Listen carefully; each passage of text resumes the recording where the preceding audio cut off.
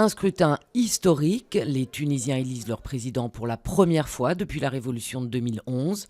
À 87 ans, Béji Caïd Essebsi fait figure de favori. Son parti anti-islamiste Nida à Tounes a remporté les législatives d'octobre.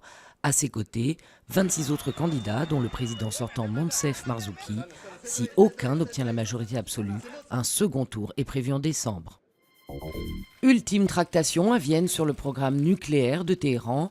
Le temps presse à la veille de la date butoir, mais des divergences profondes subsistent. Deux scénarios possibles, soit un accord complet, soit une nouvelle prolongation des négociations que les Occidentaux espèrent éviter. Au moins une cinquantaine de morts, une soixantaine de blessés. Un kamikaze s'est fait exploser au milieu de la foule qui assistait à un match de volley dans l'est du pays. En juillet, dans la même province de Paktika, un attentat suicide avait fait une quarantaine de morts sur un marché.